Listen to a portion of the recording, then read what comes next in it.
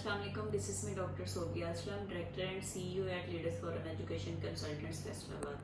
जी dear students, आज मैं आपके बहुत ज़्यादा क्वेश्चंस के आंसर आज करूँगी जो कि फ्रिक्वेंटली आस्किंग हैं स्टूडेंट्स की तरफ से। आजकल बहुत ज़्यादा पूछे जाने वाला एक ही सवाल है, वो है कि मैडम हम किस यूनिवर्सिटी में एडमिशन लें, कौन सा कंट्री हमारे लिए बेस्ट रहेगा, हर चीज़ को मद्देनज़र रखते हुए।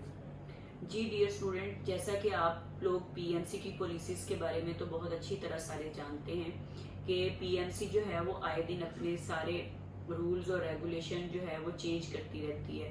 कभी वो ब्लैक और ग्रीन लिस्ट करती है यूनिवर्सिटीज़ को, ठीक है, कभी वो ए बी और सी कैटेगरी में कैटेगराइज करती है यूनिवर्सिटीज़ को, कभी वो कंट्रीज़ को लिस्ट 1 और लिस्ट 2 में कैटेगराइज करती है। कभी भी पीएमसी जो है वो अपने एक एक्शन के ऊपर नहीं रहती, वो हमेशा चेंज करती रहती है पॉलिसीज को।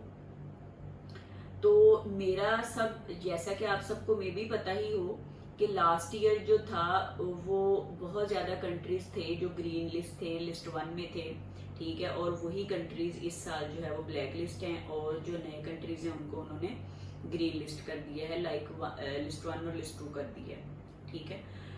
आज मैं आपके साथ डिस्कस करूंगी कि आपको ऐसी सिचुएशन में पीएमसी की इस तरह की पॉलिसीज के अंदर जो आए दिन चेंज होती हैं, हर 3 माह बाद उनकी पॉलिसी चेंज होती है, हर 3 माह बाद उन्होंने नया रूल बना देना होता है, तो आपको क्या करना चाहिए, आपको किस यूनिवर्सिटी को, किस कंट्री को चूज करना चाहिए। सबसे पहले मैं आपको बताती हूँ, आप वो यूनिवर्सिटी चूज करो, कंट्री कोई भी हो। मैं इस वक्त आपको कंट्री कोई सजेस्ट नहीं करूंगी क्योंकि पीएमसी बेटा लास्ट ईयर आपने देखा होगा ईरान थ्रू आउट उसकी एक भी यूनिवर्सिटी ए लिस्ट में नहीं थी, टोटल ब्लैक था, और इस साल लिस्ट 2 में है ईरान, ठीक है। रोमानिया ब्लैक लिस्ट था, उसकी कोई यूनिवर्सिटी ए लिस्ट नहीं थी, रोमानिया लिस्ट 1 में नहीं था, इस साल रोमानिया लिस्ट ए में डाला हुआ है उन्होंने, ठीक है। इसी तरह जॉर्जिया है, सेम लाइक दैट, जॉर्जिया के साथ भी यही है, ठीक है। तो इसलिए मैं बिल्कुल आपको कंट्री सजेस्ट नहीं करूंगी कि कंट्री इसमें एडमिशन लें। मैं सिर्फ आपको ये सजेस्ट करूंगी सबसे पहले आप ये चीज देखें कि यूनिवर्सिटी पब्लिक सेक्टर पे है या प्राइवेट सेक्टर पे है, ठीक है। यूनिवर्सिटी आपने वो चूज करनी है जो पब्लिक सेक्टर पे हो, मतलब गवर्नमेंट यूनिवर्सिटी चूज करनी है, नंबर 1। नंबर 2, आपने उसकी एस्टेब्लिशमेंट चेक करनी है कि वो कब की बनी हुई है, कितने ग्रेजुएट बैच आउट कर चुकी है अपने अभी तक, ठीक है। ये बहुत ज्यादा चीजें मैटर करती हैं कि यूनिवर्सिटी जितने ज्यादा ग्रेजुएट बैच उसने आउट किए होंगे उतनी उसकी अच्छी रैंकिंग होगी। यूनिवर्सिटी की रैंकिंग डिपेंड ही उस चीज पे करती है कि उसने ग्रेजुएट बैच आउट कितने किए हैं अभी तक, ठीक है। उसके बाद आपने उसकी रैंकिंग देखनी है यूनिवर्सिटी की कि वर्ल्ड रैंकिंग क्या है उसकी, ठीक है, वर्ल्ड रैंकिंग देखनी है। उसके बाद कंट्री रैंक देखना है कि कंट्री के अंदर उसकी रैंकिंग क्या है, ठीक है। आपने ये सारी चीजें देखनी है उसके अंदर। देखें, आप इन चीजों को अगर फॉलो करेंगे ना तो दुनिया की कोई भी ऐसी चीज आपको बिल्कुल जो है वो नहीं एक साइड पे कर सकती कि ये बच्चे फलां यूनिवर्सिटी से पढ़ के आए हैं। जो भी गवर्नमेंट यूनिवर्सिटी होगी सबसे पहले वो ECFMG से रिकग्नाइज्ड होगी, WHO से रिकग्नाइज्ड होगी, ठीक है, USML से रिकग्नाइज्ड होगी, प्लैब रिकग्नाइज्ड होगी, ऑस्ट्रेलियन मेडिकल कमीशन रिकग्नाइज होगी, ठीक है, हर चीज से रिकग्नाइज्ड होगी, देन वो गवर्नमेंट यूनिवर्सिटी होगी। तो बेटा जो यूनिवर्सिटीज इन सारी इतनी बड़ी बड़ी मेडिकल कमीशन से रिकग्नाइज्ड हैं, तो पीएमसी उसके सामने क्या है।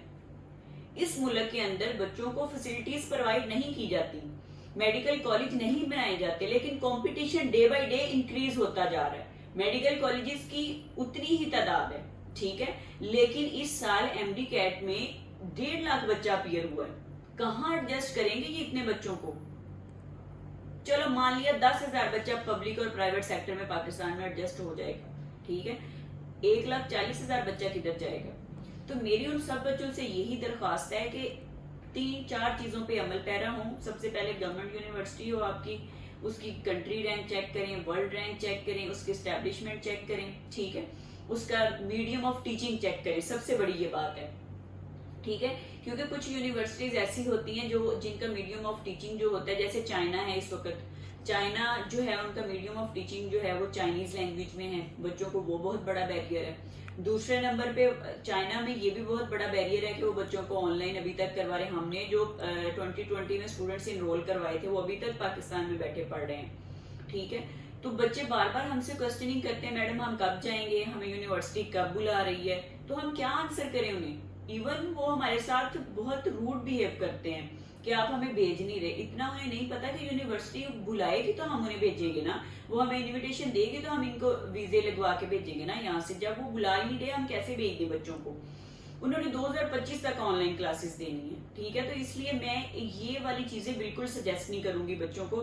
मैं सजेस्ट करूंगी कि आपकी फिजिकल क्लासेस हो जिस यूनिवर्सिटी में, जिस कंट्री के अंदर, गवर्नमेंट यूनिवर्सिटी हो, अच्छी हर चीज हो उसकी, उसमें चुप करके आंखें बंद करके एडमिशन ले लो।